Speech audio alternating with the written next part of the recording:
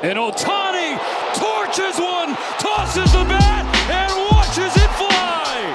Tonight, as Schwarber lifts one to deep right field. It's number 300. Indiana deep left center field. It's back. It is gone. Fernando walks it off. Look at this. Are you kidding me? He is back.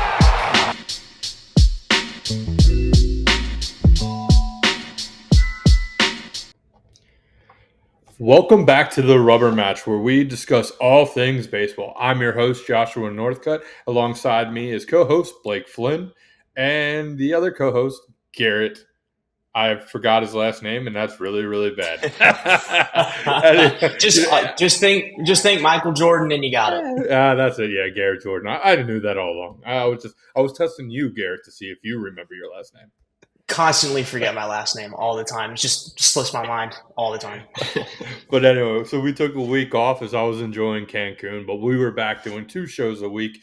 Hopefully going to get an early Monday morning show and then also late afternoon Thursday. I will be joined with Paris and hopefully Colton, but it'll probably be a rotating cast of people. But like I mentioned, Blake and Garrett are joining me today. So Blake, Garrett, how are things going? Starting with you, Blake. Doing good. Had a fun adventure this weekend, but we're just going to look past all of that. But back here, a lot of interesting storylines to talk about. I'm sure we'll talk about one of the biggest ones that just happened yesterday. But, again, like I said last time, just happy to be here. Excited.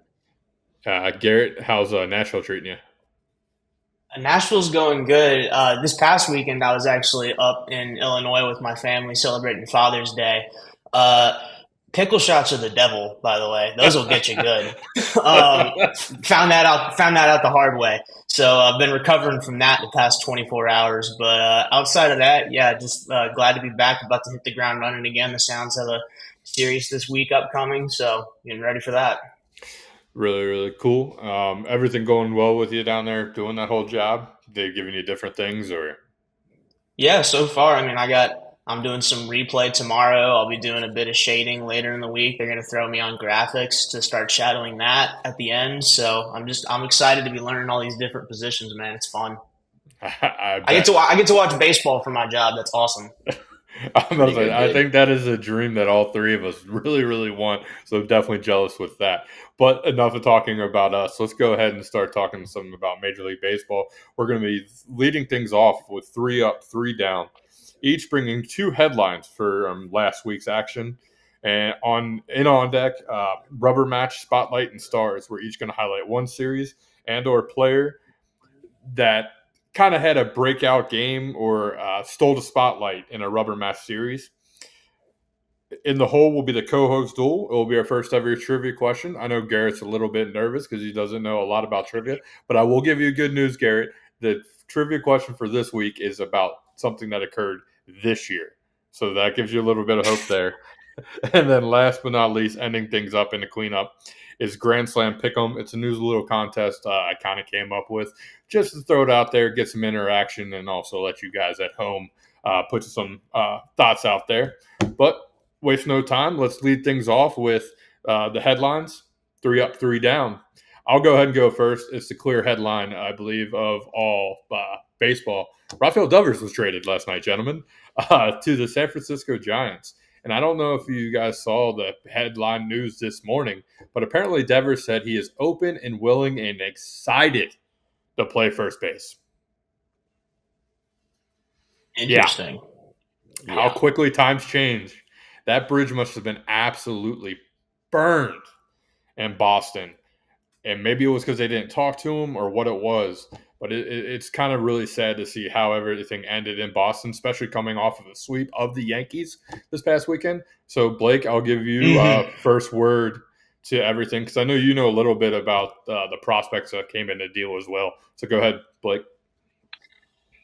Yeah, I just want to say it's kind of almost poetic that his last big moment as a Red Sox player was that home run against the Yankees to help them sweep that. But no, like you said, the bridge must have been absolutely burning I mean, it's crazy to think that at one point we thought that the pairing of Bregman and Devers was going to work, that Bregman would be the one that's expandable. And instead, we've gotten a whole new discourse of Rafael Devers being the one upset. And, we always thought he was going to be there available. But of all teams, the San Francisco Giants absolutely pull off this great trade. I'm actually looking at a couple Twitter things here. Maybe we can show this up later. I can send you the picture or something, Josh. But all of Devers' career extra base hits overlaid on Oracle Park. And from this, it looks like he has about 50 balls deposited in the Covey Cove, at least. And he's also been good against their NL West opponents. In 33 games this year, he's hit 10 home runs, driven in 21 RBIs, 30 hits with a .866 OPS. So very interesting move here. The Giants, obviously, this is the first big pond Buster Posey has been able to land since taking over at the helm for the Giants. And, it's going to be fun. The NL West has always been one of those divisions that we've been keen to look at. And now it just got better. I mean, obviously with the Dodgers and Padres and the Diamondbacks being up and down. So it's been fun. I'll touch on the prospects a little bit later, but I think this is definitely an interesting move for both teams, but one that almost isn't surprising. Garrett, your thoughts? Yeah, I mean, I would agree. I would say you kind of saw it at the beginning of the season that the tensions were there between Devers and the organization. I think Chris Rose on Baseball Today kind of touched on it a bit in the sense that, I think it was 3 years ago now, where basically the Red Sox had a massive decision to make between Devers and Bogarts as far as who they were going to make their long-term face of the franchise. And they chose Devers, but that was a decision made by Chaim Bloom, not by current general manager Craig Breslow. So this to me is a move that is like, I didn't sign off on this Devers contract, and I don't really want him on my team anymore. So I'm just looking to get rid of him. And I think in the trade package, you kind of saw that, because I think an initial reaction was like, this was the trade package we got for Rafi Devers. We got, two guys at the back end of San Francisco's rotation that have made a couple spot starts and haven't looked all that great. I think I saw this morning that after the trade, the Red Sox immediately sent Harrison down to their AAA team, which is just like the optics of that makes it look really bad. But I do think, like Blake was saying, they're kind of like prepping for the future. They did get San Francisco's first overall pick, or their first round pick from 2024 draft in this trade. So I think this is the Red Sox and Craig Breslow basically saying, we're going to reset the table and we're going to become a young, fun, punchy team with all of our current top prospects and this new one we just got from the Giants.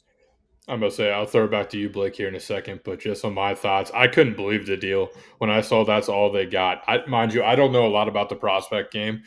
Blake will obviously share a little bit more on that, but Kyle Harrison and Jordan Hicks, that is insane, especially for a year that Devers is having. We were talking about it in the beginning of June. He was borderline number 4, 5, 6 in the AL MVP voting if it were to happen as of June 1st. But what blew my mind is Razball decided to share this. Mookie Betts, Rafael Devers, and Chris Sale have been netted for Vaughn Grissom, Alex Verdugo, Connor Wong, Jeter Downs, Jordan Hicks, and Kyle Harrison. Those trades would have the Red Sox kicked out of fantasy leagues. So, Blake, a little bit about the prospect. At least I know there was one you're super high on. Yeah, that one is James Tibbs, as Garrett was mentioning. He was one of my crushes in this upcoming draft out of Florida State. I loved him. Big power lefty bat. He's been a little up and down in the minors, but has also faced some injuries. But he will slot in towards the top 10 of their top prospects list. The only thing that concerns me with him is he is an outfielder, and as we know, they already have a logjam of outfielders, so it's going to be interesting to see what they do with that situation. And then the other guy, Jose Bello, someone personally I had never heard of, but did some extensive research. He's only saw time. He's 20 years old, first of all. He's a righty pitcher. He's only seen time in the Dominican League and the Arizona Complex League. But looking at his stats, he hasn't been that bad. Career 2.97 ERA. Has also faced some injuries, but I've been seeing a lot of people can think that Bello can come in and be kind of like a bottom of the line rotation guy for this team upcoming. But again, only 20 years old, still has a lot to prove, especially getting above the DSL and the ACL. Yeah, I guess it'll be one of those wait and see things because you never know. I mean, Devers could get lazy, get fat, or he could use this as motivation or even continue to prove the Red Sox wrong. But just looking ahead, gentlemen, I don't know if you saw San Francisco's schedule this weekend. They play the Red Sox. I love fun drama. I am betting it. Devers home run every day. Every day. That dude is going to make them pay. Blake, do you have a headline that you want to talk about? Yeah, so we had a couple debuts. Obviously, we had the Bat Dog in Washington, which was a great one. I forget his name, but I'm going to look at a pitcher here in the NL Central. Debut of Jacob Mizorowski made his MLB debut this Thursday against the Cardinals, and in that game, he went 5 innings, gave up 0 runs, 0 hits, struck out 5. Now, he did walk 4, but one of the bigger things that stands out here is he had 14 pitches over 100 miles per hour. Obviously, we've seen what the Brewers have lost in the past with pitchers. Obviously, Corbin Burns, Devin Williams is one of their standout closers in the bullpen before he fell off a cliff and got traded. Nestor Cortez has been up and down, but the Brewers seem to be building something nice here. They have Chad Patrick and Caleb Durbin currently, who are also 2 very high impact rookies, leading most rookies in their respective categories for those 2. So going to be fun to keep up with Brewers baseball as a Reds fan, unfortunately. But still, going to be a fun team to watch, especially with guys like Jackson Chourio and Sal Frelick still over there. But the debut of Jacob Mizorowski, who was a top 100 prospect, was definitely one to keep an eye on this week. Bruce the Bat Dog was who made the debut this past weekend. Yeah, Bruce the Bat Dog, which he is a good boy. Garrett, Very good boy. Garrett, any thoughts on the debut for the Brewers pitcher, which I believe, I don't know if you all saw, his first 3 pitches all were clocked above 100 miles per hour. Nasty. Mm-hmm. Yeah, so I can actually piggyback off of this great because I got to watch him pitch in Nashville working for the Sounds. I got to see 2 of his starts, and I can tell you he absolutely is the real deal. That velo is incredible. Like you said, his first pitch in the debut was a 100. Let's see, what is it? 100.5 mile an hour fastball, the second fastest in the StatCast era by a Brewers starter, behind Trevor McGill, who started as an opener in 2023. Who threw 100.7. Miz's next pitch, his second pitch, was 101.8, shattering the record. He is absolutely a flamethrower. He's a bit of a loose cannon, like Blake was saying. He does give up a little bit of walks, but it doesn't matter to that velocity. He's just going to blow it by everybody if he can locate it in the strike zone. So his stats at AAA, he had a 2.13 ERA and 80 strikeouts in 63 and a third innings. So, like I said, he's the real deal, and he factors into being a big part of the Brewers' future in that rotation. I got excited. It's like Corbin Burns is gone. Woodruff is getting older and hanging things up. Surely the Brewers can't find more arms. No, they can, and they did. Go figure. Gosh, they're a pitching factory. They just produce these guys. Garrett, do you got a headline you want to talk about? I want to talk about one of the only things that's kind of going right for the A's this year in the form of Denzel Clark. He might be one of the most electric outfielders I have ever watched or ever seen play baseball. We all saw the clip of him scaling the wall to rob a home run that was gone by at least 6 feet, and then the cut to Nolan Shinuel's face, just like, huh? Just completely was like, how did you catch that? He's already amassed 7 defensive run saves in just 163 innings of play. I looked at the leaderboard for that, and Taylor Walls, the shortstop for the Rays, currently leads that category at 14 with 444 innings played. So if you scale Denzel Clark's DRS with Walls and put them at the same number of innings played, Denzel Clark has 19 defensive runs saved in 444 innings. So if he keeps this pace up, he's far and away the best defender in Major League Baseball. He's won Electric Play of the Week 2 times the past 2 weeks, and that catch absolutely should win it for the third week in a row for him. So, yeah, Denzel Clark and Jacob Wilson are the new faces of the fighting A's.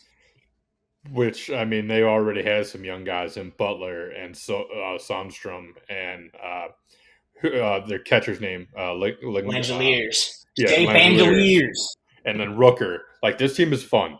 If they can get some young pitching like they had in the Moneyball days with Zito, Mulder, and Hudson, they could be a very, very scary team going forward. Blake, I know that's got you smiling over there because you're a believer in the A's and you find them fun. Any thoughts on Garrett's headline? Yeah, no, I'm 100% a believer in the A's, and I want them to win so bad. I mean, it just hasn't worked out, especially in the month of May. That was a bad one for them. But like you said, Denzel Clark has been absolutely nothing but electric since he's joined the team. I mean, like you said, he had that home run catch or home run robbery against Chanel, and then did it again before that week. And I mean, like you said, he's already one of the best defenders in the entire Major League Baseball. And, that goes a long way. Having a cornerstone defensive center fielder. I mean, we've seen guys like Kevin Pillar, Kevin Kiermaier make their living with their gloves in the outfield and enjoy long, prosperous careers in the game. But yeah, I love the A's. They're fun. Denzel Clark, just another piece to that roster, but I mean, they still got to figure it out. Like you said, they got to get pitching. It can't just be around Mason Miller. You got to go for it. And hopefully they have some guys down in the prospects. I don't really know what they're, in terms of pitching, what their halves are in the farm system, but I'm sure they got one or two out there that could help. All right. My final headline is the pretty obvious one. It's later on tonight. Shohei Ohtani is taking the mound again, boys. Sorry, I know my two headlines are the breaking news front page of ESPN. Forgive me. I've been in Mexico. I haven't been able to dig deep. But Ohtani's back on the mound versus the Padres. It's going to be must-see TV. Blake, your thoughts? I mean, we knew this was coming. It was always kind of a when would it happen? I mean, we had reports that he might be a little on track to start the season on the mound, and then it got pushed back to May. Now we've just been kind of sitting around wondering when it was going to happen, and now the moment is finally here. I mean, he's already one of the clear NL MVP favorites, and now he's going to start going out there, touching the mound and being electric. I mean, he's only going to be an opener for this game, but again, he could still go out there and throw 3 innings of no-hit baseball and then turn around and hit 2 home runs in the same game. So, I mean, he's just one of those players. But, for the Dodgers, it's definitely going to be better already having him in the lineup as a bat. They're just going to get better with him on the mound pitching too. I'm going to say he's much needed for pitching-wise because, as we've mentioned in the past, their entire rotation has spent time on the IL, it seems like. Garrett, your thoughts? Yeah, I was actually going to bring up that Dodgers IL because I gave it a gander before we started recording this. I'll just count them off. Roki Sasaki, Emmett Sheehan, Tyler Glasnow, Blake Snell, Blake Trinan, Edgardo Henriquez, Luis Garcia, Tony Gonsolin, Evan Phillips, Kyle Hurt, Brusdar Graterol, River Ryan, Gavin Stone, Michael Grove. That is 14 pitchers on the IL for the Dodgers. That's a full staff. That's like starters and relievers. They absolutely needed Shohei to pitch. Like I personally think that they accelerated his timetable a little bit because of all the injuries on the pitching staff. Like this is crazy. Yeah, like I said, I'll definitely be tuning in. I can't wait. Ohtani is the most exciting player in baseball, outside maybe Ellie when he's running the base pass, but it's 1A, 1B. I just enjoy it while it's happening. Blake, quickly, your next headline. Yeah, I kind of want to look at the Texas Rangers over the weekend. They went 5-1 this week. They scored 16 runs in 2 different games against the Twins in that series, 44 runs total on the weekend.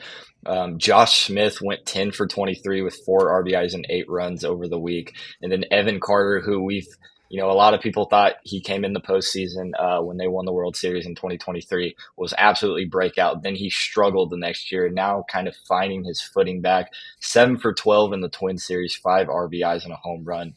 And this is much needed for them. They're currently 500 and one game back of the last wild card spot behind the Twins, who they just beat in that series, and the Red Sox, who obviously just offloaded one of their biggest pieces in the lineup. So the Texas Rangers didn't have the greatest starts to the season, obviously getting kind of embarrassed by the Reds earlier in the season. But, Texas Rangers kind of finding it at the right time, hoping that they can continue it. Yeah, simply put, that's called the Garrett jinx. Garrett criticized their lineup about, I don't know, the first episode ever and talked about, oh, their lineup hasn't been that good. It hasn't been hitting. Well, Garrett, how's that 16 runs, 44? Huh? And they gave the fans what the fans were asking for, and honestly, what baseball was asking for. I mean, this was how the Rangers were supposed to run the whole season. It just didn't kick into gear until last week, and so I think we're finally starting to see the Rangers surge, and so that'll make things in the AL West very interesting with my floundering Mariners. So, and then Garrett, your last headline, if you have one. Yeah, sure. So I'm surprised neither of you mentioned this. The Reds win the Ohio Cup for the first time in over a decade with old Cleveland manager Tito at the helm. That's some pretty major news in Cincinnati. That is something that we have wanted for a long time, and we finally were able to get it delivered to us. Andrew Abbott went complete game shutout. I think a lot of people were maybe not expecting that, but were delighted to see it happen because Abbott has been pitching lights out for the past month and a half. Ellie De La Homer, I mean, he just keeps going off. Like he's really started to hit the ground running. Jake Fraley with that incredible catch to preserve that complete game shutout in right field. That full extension was just beautiful. So yeah, it's just exciting to see the Ohio Cup finally go back to where it belongs. Yeah, my group chat that I'm in with a bunch of my fantasy baseball buddies, we're just kind of laughing and ripping like the Ohio Cup's finally ours. And it's like, I forgot that thing even existed. It had been in Cincinnati in so long. Any thoughts from you, Blake? Yeah, it's been a long time, but good for them to finally get it back to the better city in the state. I'll say I've never been to Cleveland. I'm sure it's a decent city, but Cleveland is in Canada. I stand allegiant with one city in Ohio. But no, yeah, like you said, it's almost like we get the most random spectacular outings out of Reds pitchers when they're in Cleveland. The Wade Miley no-hitter, and then Andrew Abbott just throws his first complete game shutout of his career. And it was very good to see someone like Abbott standing out and really improving. He was one of the key pieces going into this rotation that had to be make or break. And between him and Lodolo and Martinez, and Abbott looks like he's panning out pretty well. I've always loved him as a prospect, so good to see him putting it on the little brothers in the state there. I mean, we can finally call them little brothers, so it's always nice to see. Because man, I feel like that team is always a pest, always. And the secret was just Tito. That's all. They had Tito. We didn't. We got Tito now, Yep. So the trophy is ours. Will Benson did revenge series. Yeah, very true. So we're going to go ahead and move on to the rubber match spotlight and stars. Again, the whole idea of this is obviously the name of the show, and then we're just going to mention a team or a player or both that stood out to us in a rubber match series. There was only 2 over the weekend. I don't know if you guys looked deeper into that, Blake and Garrett, while you guys were trying to figure out which ones. But there was 9 sweeps in baseball over the weekend. 9 of them. And then two other series had 4 games. So we didn't have many options. But obviously not having the show last week, we just extended it to the whole week. But Blake, I'll go ahead and let you go first. What is a player and or team that stood out to you in a rubber match? Yeah, I've got both. I'll go ahead and just rattle them off here. So for the series I'll look at is I'm going back to the Brewers in their matchup with the Braves that the Braves won.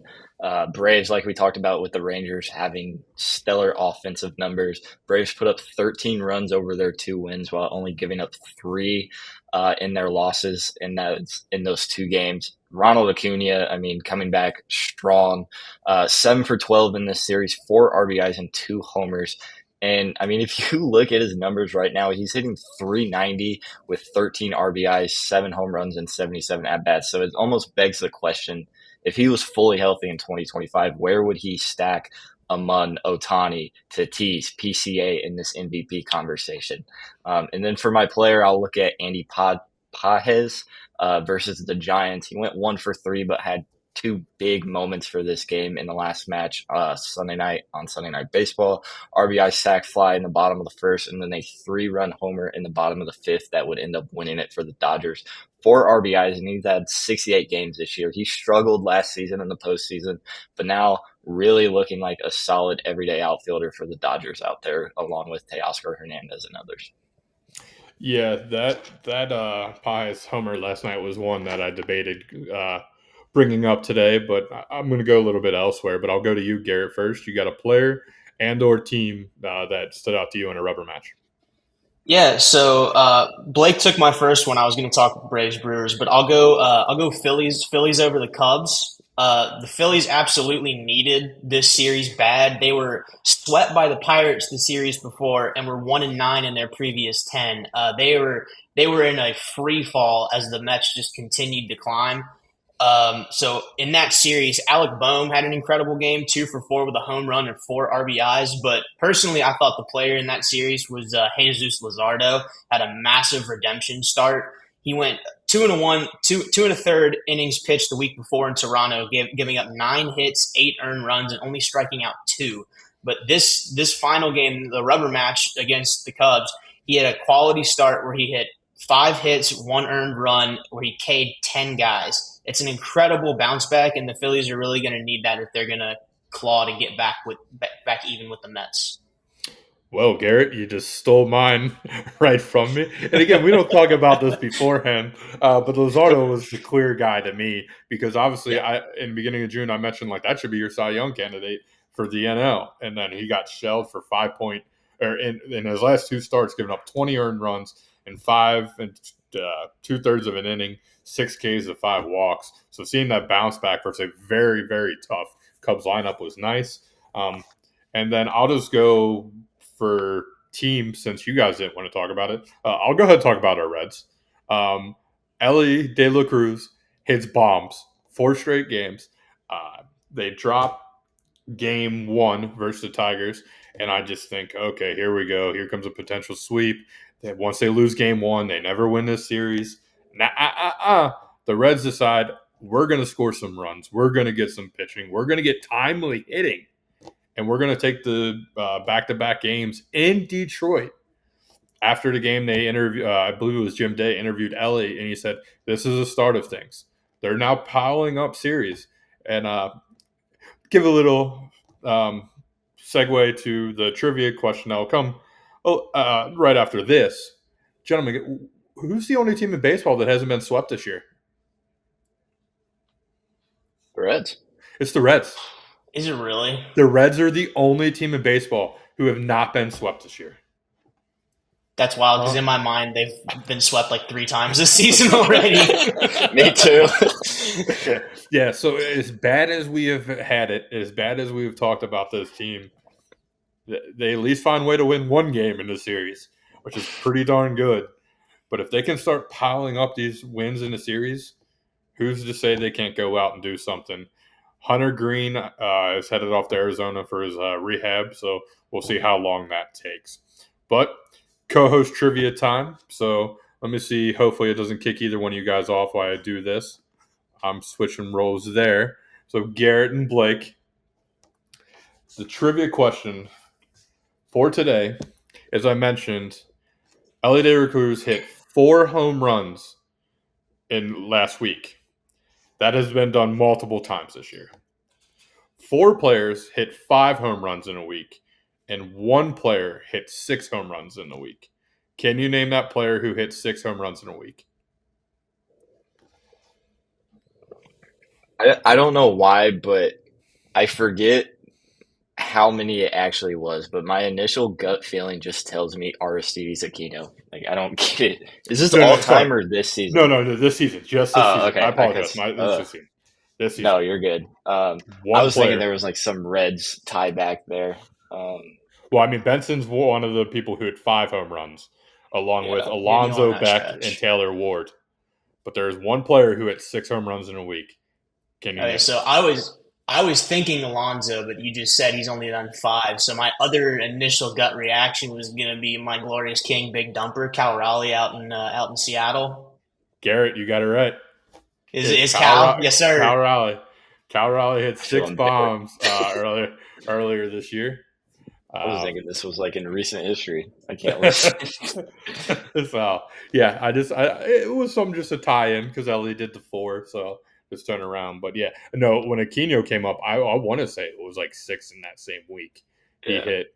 And then fun fact, Sean Green hit 8 home runs in a week one year. On Green. Yeah, talk about that would be more than a homer per day average. Yeah. All right, so last but not least, we're going to move on to the Grand Slam Pick'em. Pretty simple. We're each going to pick a series that we believe is going to go to a rubber match. We get a point if it goes to the rubber match. We lose a point if it ends in a sweep. Then we're going to go around. We're all three going to pick the winner of the series. Series winner picked correctly, you get a point. If your pick in the series loses, you lose a point. And then we're also going to go player of the week, ALNL, and then pitcher of the week, ALNL. And then there's some bonus points that can come if we sweep the predictions or the week awards. So, Blake, since you were, quote-unquote, the newest one of the group, we let you go first. So go ahead and give us the matchup that you think is going to a rubber match. So I was looking at all these matchups, and I mean, there were some that were good and some where I just thought, like someone's going to get sweep. I guess I didn't realize how good the Tampa Bay Rays are, actually. So my matchup is the Rays and Tigers. I mean, obviously, we just saw that the Tigers can be beaten in a series by the Reds. And I mean, if you look at the Rays, they're 7-3 in their last 10. Meanwhile, the Tigers are 5-5. Obviously, the Tigers leading things up there at 46-27, and the Rays at 39-32, hanging in there in the wild card race. So I think this is a sneaky one that could go to a rubber match. Garrett? Yeah. So the one I picked is this upcoming Brewers Cubs series. I think for me, Cubs are looking to stay atop the division while the Brewers are looking to close that gap in second. A lot of young guns on the mound in this series. Chad Patrick, that's a pitcher that the Cubs have not seen. He leads NL rookies with 71 strikeouts this season. But he's going up against Ben Brown, who has a 0 ERA and 14 strikeouts in 13 innings pitched in 2 starts versus the Brewers. So that'll be very, very tough, that first game for the Brewers. Mizorowski's going to return to the bump in game 2. I think that game will also be very electric. And then in that final game, which I think will be the rubber match, Freddie Peralta, the ace of that Brewers staff, is set to face Cubs rookie Cade Horton. And I think Peralta will be able to nail down that win and get that rubber match victory for the Brewers. All right. So for me, neither one of you picked my game. I'm going to go with the series that starts tonight in Boston at Seattle. That was my second. Yeah, something about Boston and that lineup's going to need to go out there and make a statement. Seattle's rotation is way, way, way too good. Boston riding the high of the Yankee series. I don't see a sweep going down there, so that's where I'm going to go. So again, Blake, remind those at home again who you're taking for this week's pick. So my series was the Rays and Tigers, and I will be taking the Tigers. All right, Garrett, for his series, who do you think is going to win, Rays and Tigers?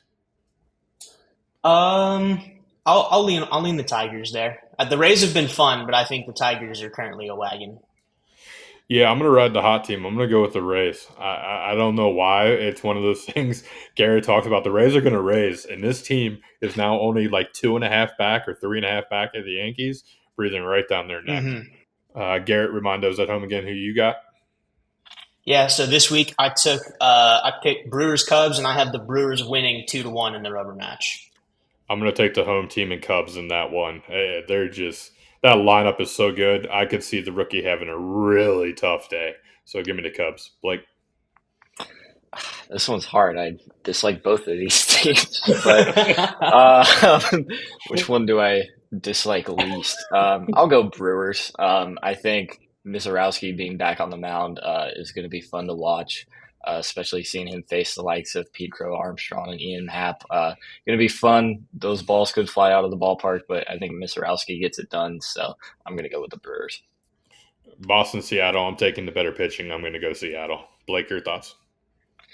Yeah, I'm also going Seattle. I just don't know what to expect from this Boston team. I mean, obviously, they still have a lot of good pieces in that lineup, like Jarren Duran and Alex Bregman. But, I mean, after you trade someone like that, we know the environment maybe was a little toxic, but how toxic was it actually? Because he's been there forever and he's been someone the fans have leaned on. So I could 100% see Devers trade to the Giants, kind of sucking the life out of the Red Sox. So I'm going with the I forget who I was playing there.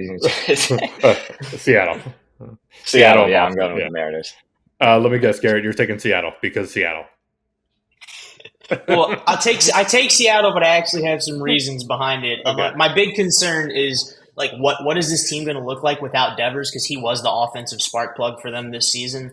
Mariners watch. Can they continue to right the ship? They swept the Guardians this past weekend, but prior to that, they were 4-11 and since May 26th. So they have been in a downward spiral like nobody else. Lost the division lead to the Astros. God, happened again. Logan Gilbert's getting his first start since going on the IL today. And then final day will be Crochet versus Castillo, which I think is going to be an incredible pitching matchup. I cannot wait for that final day. All right. But yeah, I have the Mariners taking it here. Yeah, no kidding, Garrett. I'd be concerned if you took the Red Sox. And then obviously, last but not least, we're just going to go ahead, even though Garrett doesn't love it, we're going to predict NL, AL players of the week only when it comes to hitters and pitchers. Garrett, since I'll be nice. You go ahead and go first. Who are you taking and why, other than, because I like the guys?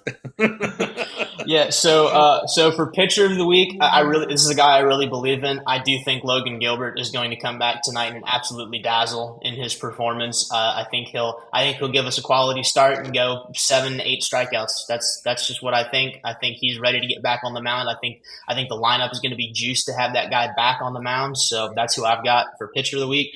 Player of the week, I'll go ahead and just go with Ellie De La Cruz. He's absolutely destroying baseballs from the left-hand batter's box this season. I believe he got like a 980 OPS when he's batting left-handed. And they'll be facing 5 right-handed pitchers in this upcoming week. So look for him to continue his hot hitting, which, as Josh said earlier, includes 4 homers in 4 games this past weekend. So, Blake, your picks? Yeah, so I was also going to go with Ellie. I mean, like you said, I pretty much had the same things you had. I mean, he's been absolutely electric, homers in 4 straight games, and that's what the Reds have needed from him. If he plays, though, I am taking Rafael Devers. You kind of mentioned it earlier, Josh. I mean, that whole just 3-game series against the Red Sox, like I could see him just turning into prime Barry Bonds, hitting every baseball he sees into McCovey Cove. It's going to be great. I can't wait for that series. If he plays, I'm taking Devers. If not, I will go ahead and piggyback off Garrett and take Ellie. For pitcher of the week, I'm actually going to go with Jacob Mizorowski. I think he has something to prove. I mean, we saw what he can do in his first start against the Cardinals. As long as he can figure out those walks, I think he can get it. So I know that was kind of NL, but I'll just run with the NL as my hitter and pitcher of the week. All good. So for me, I'm going to go Corbin Carroll. So I'll just stay with the NL as well. Corbin Carroll gets 3 games in Colorado, gentlemen, over the weekend. Anytime he gets that situation, I'm going to love it. He also gets Toronto on the road in the beginning of the week. Kind of an up and down year for Toronto. Don't know what pitching you're going to get from that staff. So I like Corbin Carroll. Aaron Judge was my pick for the AL, so just wanted to put that out there. After the 1-for-12 performance versus Boston, returning back to Yankee Stadium, he's going to have at least 3 or 4 bombs this week. And then for the pick, for this case, pitcher-wise, I'm going to go Robbie Ray. He gets 2 starts this week versus Cleveland and Boston as we keep beating the dead horse. We don't know what Boston's lineup's going to look like now without Devers. Bregman still beat up. A lot of young guys facing experienced Robbie Ray. And then Cleveland, again, up and down type year. So I love Robbie Ray at home versus both those teams. And the one I was considering was Will Warren. It's kind of the same mindset. He's at home versus the Angels and Orioles. He's 3-1 at Yankee Stadium, 3.86 ERA. Opponent batting average 191. Pretty darn good to have that kind of batting average, or holding your opponents to that batting average in Yankee Stadium. He was one to watch. But my picks will be Robbie Ray and Corbin Carroll. Garrett, Blake, obviously, thank you guys for joining me. If you don't have anything, I can start doing the outro, but I thought I'd throw it back to you guys just in case. Garrett, anything else on your mind? So, headline that I saw that it was hilarious. So I don't know if y'all saw the drama that happened between the Cardinals and the Brewers this past weekend. Contreras kind of backed into the first baseline while Durbin was running down, basically hip checked him. Then got pitched at by Quintana, and then Wilson walked over, picked up the ball, and handed it back to Quintana on the mound, and then jogged to first base. So there's a bit of an animosity between these two franchises right now. Both of them are in Chicago this week. The Cardinals are playing the Chicago White Sox. The Brewers are playing the Cubs. The Cubs and the Cardinals and the Brewers are staying in the same hotel. They're staying in the same hotel. That is going to be some really awkward elevator rides. I can't wait. I just thought that was hilarious. They're going down to get breakfast and they're just looking at each other. Just a giant food fight starts. That's what I'm going to imagine happens. Poor hotel staff. Blake, any other headlines or anything that you wanted to bring up before we wrap up? No, I actually didn't see that. I did see something about the Contreras brothers, though. They were the first pair of brothers to homer in the same inning since the Nailers did it last year. So I just thought that was kind of cool. And, with Father's Day happening yesterday, kind of hope their dad's pretty proud of them for that one, wherever he is. But, Nailers, there's a lot of good brother duos we've seen, a lot of good father-son duos. Obviously, first one that comes to mind is the Griffey. So obviously with the animosity there, it's one thing, but good to see them both shining on the same stage in the national spotlight there. Yeah, those two brothers are so darn talented. I always mess up which one plays for which, but I believe Williams the Brewers, right? And Wilson is the Cardinals. Okay. Yes. So, yeah. I always mess them up too. I always have to Google that. I was like, the one with the S plays for who? Yeah, and the fact that they're division rivals and everything else is always great. But as I mentioned earlier, Blake and Garrett, thank you for joining me on this. And if you're watching on YouTube, make sure you like, subscribe, and drop a comment with your Grand Slam picks. We'd love to hear your takes. Prefer just to listen? You can now hear us on Amazon Music, Apple Podcasts, Spotify, and all thanks to RSS.com. And don't forget, we're on all major social media platforms. Follow us on Facebook, Instagram, TikTok, and Twitter X. All you have to do is search CX Pod Network.